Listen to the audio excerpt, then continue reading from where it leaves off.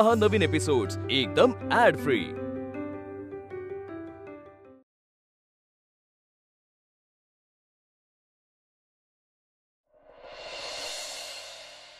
मोठी आई, दादा बदलले नसते तर आज हा आनंदाचा दिवस आपल्याला पाहायलाच मिळाला नसता ना।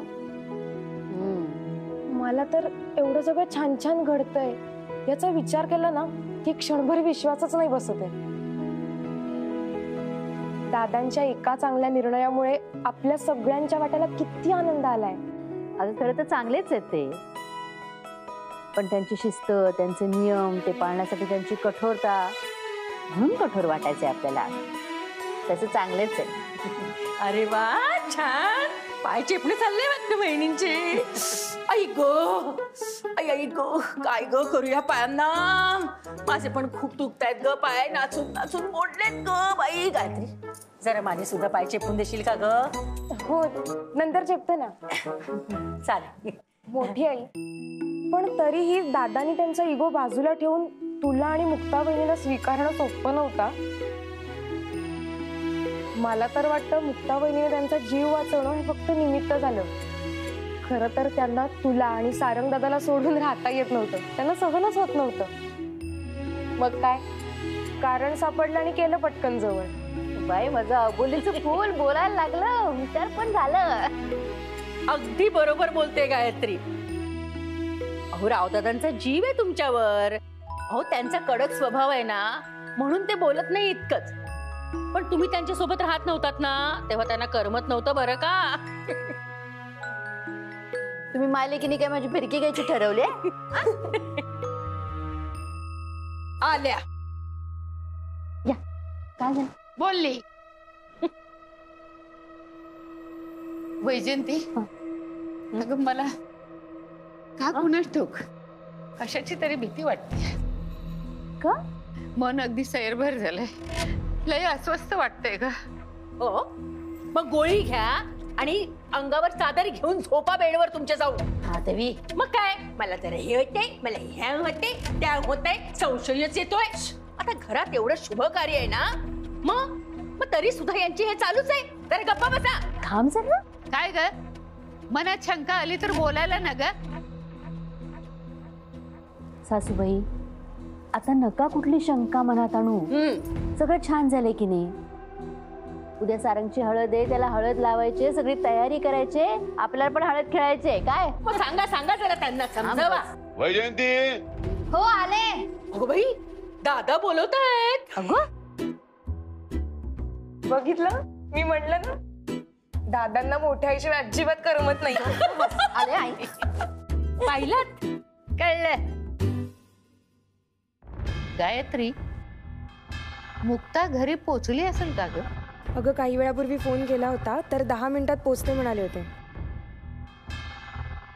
तरी एकदा करून बघते परत। हा, लगेच कर, लगेच कर। अगं म्हातारे, आजच काही शंका घ्यायच्यात ना त्या घे, उद्या तुझ्या प्रत्येक शंकेचं निरसन होईल बरं का?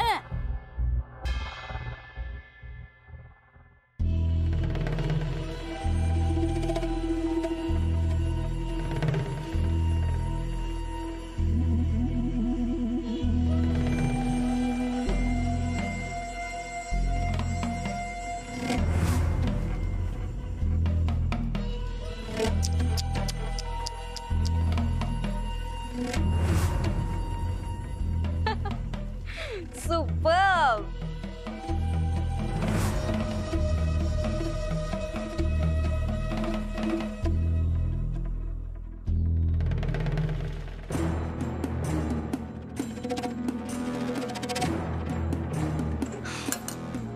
याला घर म्हणतात।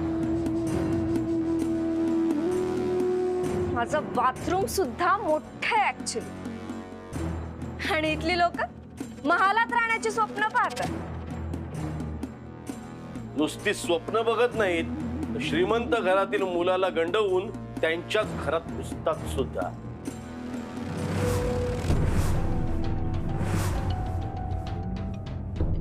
खूप पाप केली यांनी, आज यांची सगळी पाप धुवून निघणार। आर्या, एक रात्र इथे तुला काढायची आहे, जमेल ना? खर तर अशक्यच आहे, पण माझ्या सारंगसाठी, माझ्या प्रेमासाठी सगळं सहन करेन. प्रेम बोलताना जरा लाज ठेव. तुझं जर छोट्या मालकांवर खरंच प्रेम असतं ना तर त्याच्या मर्जी विरुद्ध कधीच गेले नसतेस. त्यांच्या आनंदातच आपला आनंद मानला असतास. पण तुला ते जमणार नाही, कारण तू बाईच्या पोटी जन्माला आलेली हडळ आहेस.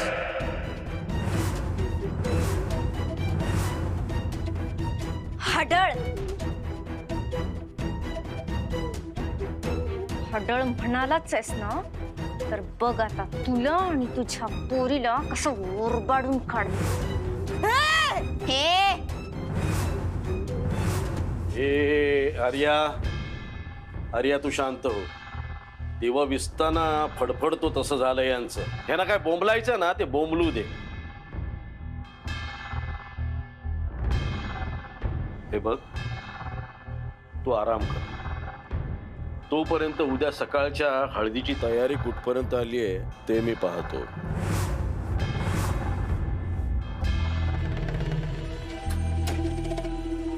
वा, रावसाहेबांच्या खऱ्या सुनबाई आल्या का? नमस्कार. कांता, यांच्यावर नीट लक्ष ठेव. कोणीच घराच्या बाहेर पडता कामा नये. घराच्या बाहेर काय नजरेच्या आड सुद्धा होणार नाही. कस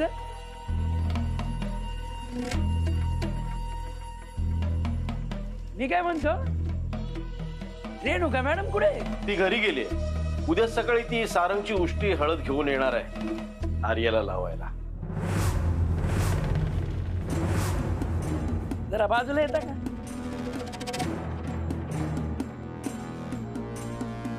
नाही काय रावसाहेब म्हणले होते की पैसे पाठवून देतो म्हणून आजच. आता रेणुका मॅडम पण गेल्या, मग कसं व्हायचं?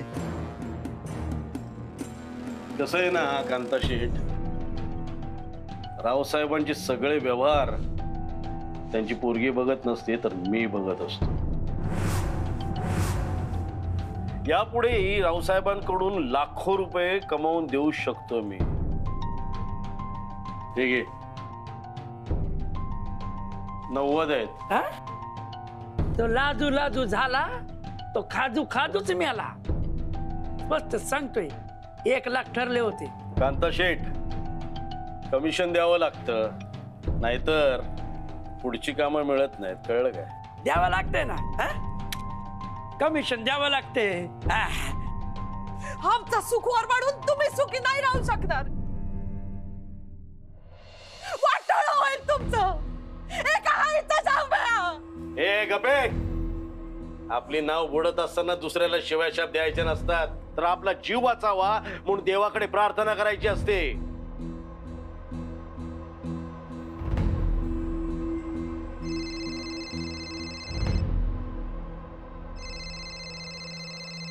ही गायत्री कशाला फोन करते?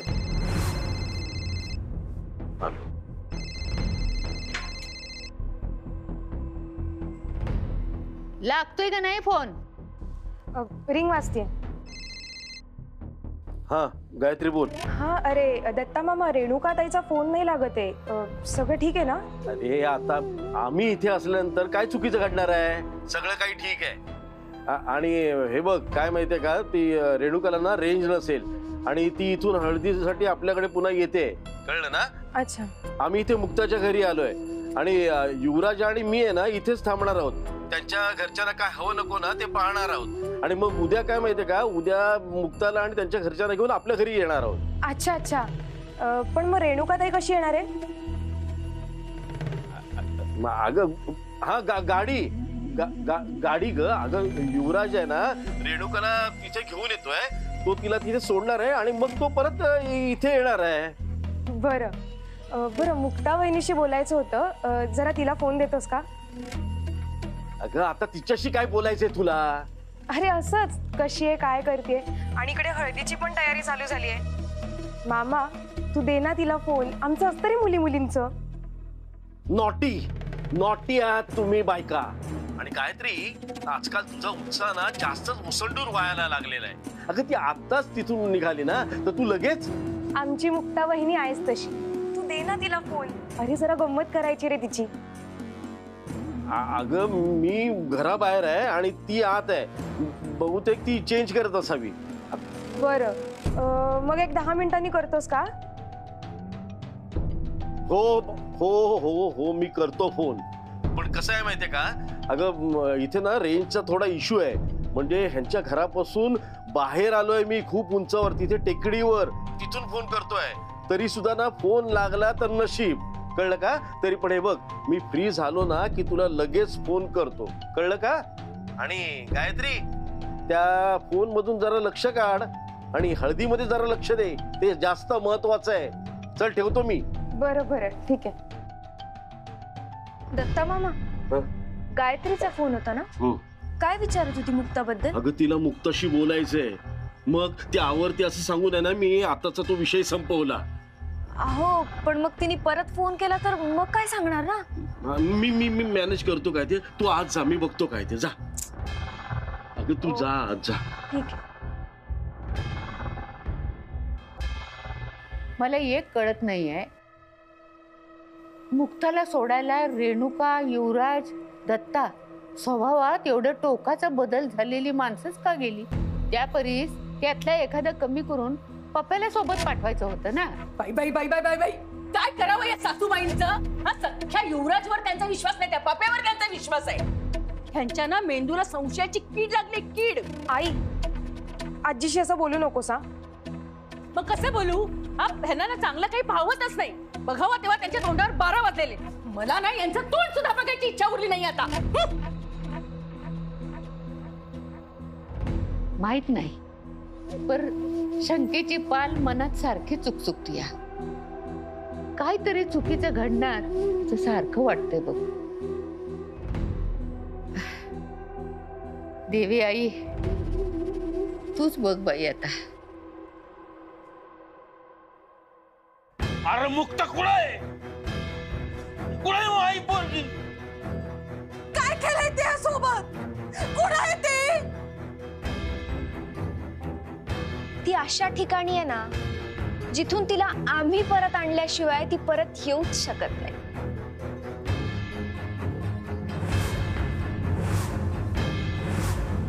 नाही काळजी करू नका.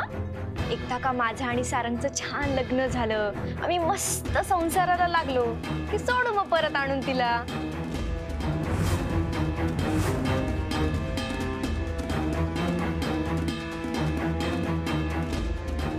आणि त्याचं काय ना, तुम्हाला म्हातारपणात काठी लागेलच ना.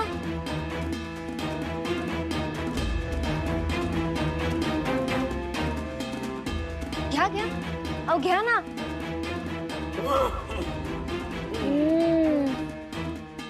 मस्त आहे. तुम्ही काळजी करू नका. एकदा का ती परत आली ना की तुमच्यासाठी संबळ वाजवेल आणि आणेन पैसे कमवून तुमच्यासाठी.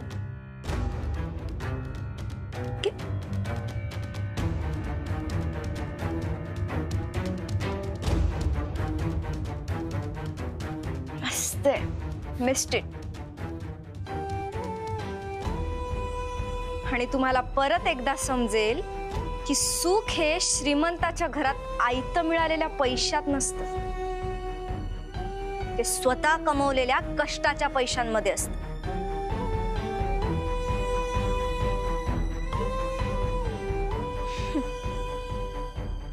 Cheers.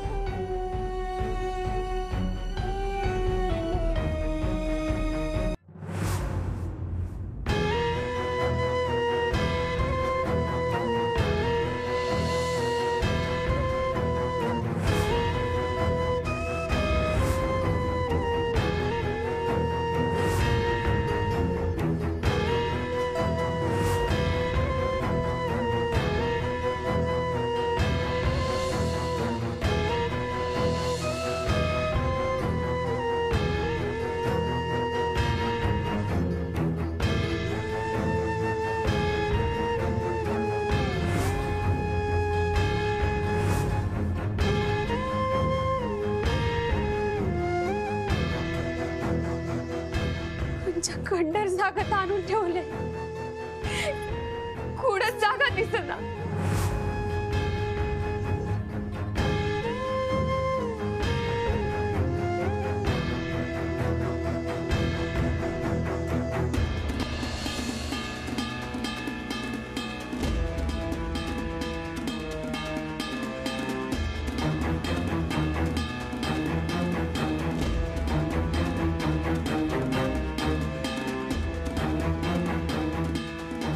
कोणी हाय का? हाय का कोणी? मावा आवाज ऐकू येतोय का? हाय का कोणी?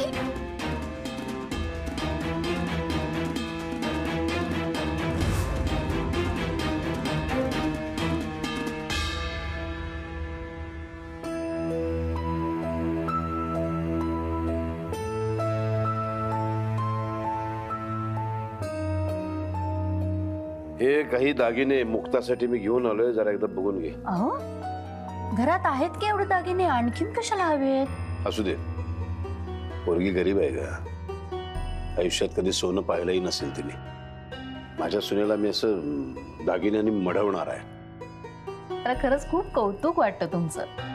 एखाद्यावर प्रेम करायला लागलं की इतकं प्रेम करता की बाकी सगळ्यांचं प्रेम फिकं वाटायला लागतं. मला आभार मानायचे होते तुमचे. कशाबद्दल? माझी अट मान्य करून मुक्ताला सून म्हणून स्वीकारल्याबद्दल. खर तर मी तुझे आभार मानायला हवे. इतकी गुणी मुलगी सून म्हणून आपल्या घरामध्ये आणल्याबद्दल. तुझ्यामुळे स्वीकारलंय मी तिला. एक विचारू? विचार ना. म्हणजे मला सारखं असं वाटतं की सासूबाईंना तुम्ही अजून मनापासून स्वीकारलेलं नाहीये, हो ना? असं नाही की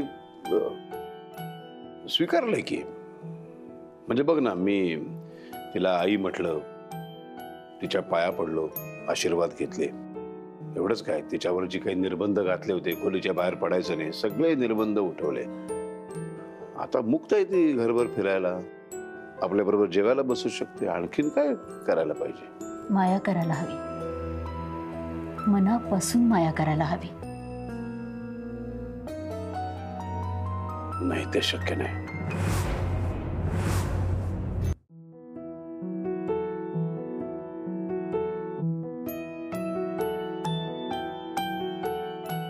या बाईवरती माया करणं शक्य नाही, कारण माझी आई जिवंत असतानाच ही बाई माझ्या वडिलांच्या आयुष्यामध्ये आली. माझ्या वडिलांना प्रेमाच्या जाळ्यात ओढलं तिने. या बाईवरून माझ्या आईमध्ये आणि माझ्या वडिलांमध्ये भांडणं व्हायची. आईला खूप खूप त्रास सहन करावा लागलाय. एकटीच रडत बसताना मी खूप वेळा पाहिलंय तिला. खूप यातना सहन केल्यात तिने. त्या बाईमुळेच माझ्या आईने हाय खाऊन शेवटी मृत्यूला कवटाळलं. मी कधी विसरू शकत नाही. मी आणि अंबिका लहान होतो त्यावेळेला. तो मृत्यूशय्येवरचा माझ्या आईचा चेहरा अजूनही आठवतो मला. कसं विसरू मी ते? आणि माझी आई गेल्यानंतर 1 महिन्याच्या आत वडिलांनी या बाईशी लग्न केलं आणि तिला आमच्या बोडक्यावरती आई म्हणून घरामध्ये आणलं. काय झालं असेल माझं आणि अंबिकाचं? कसं स्वीकारणार होतो आम्ही तिला? शक्यच नाही.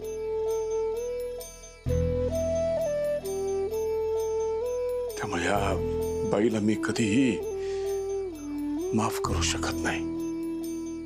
मी हे सगळं कधी विसरू शकत नाही. जे काही मी तुझ्या सांगण्यावरून हे केलंय हे खूप आहे. याच्यापेक्षा पुढे जाऊन मी आणखीन तिच्यासाठी काही करू शकत नाही.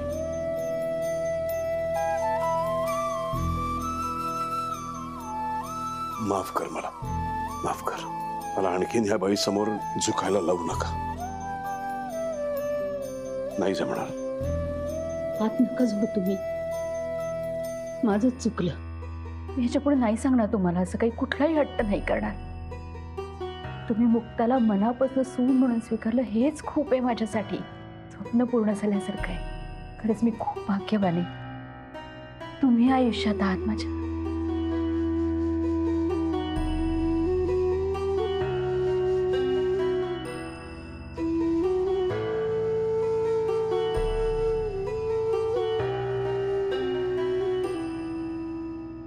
माफ कर वैजंती, तुला फसवावं लागतंय.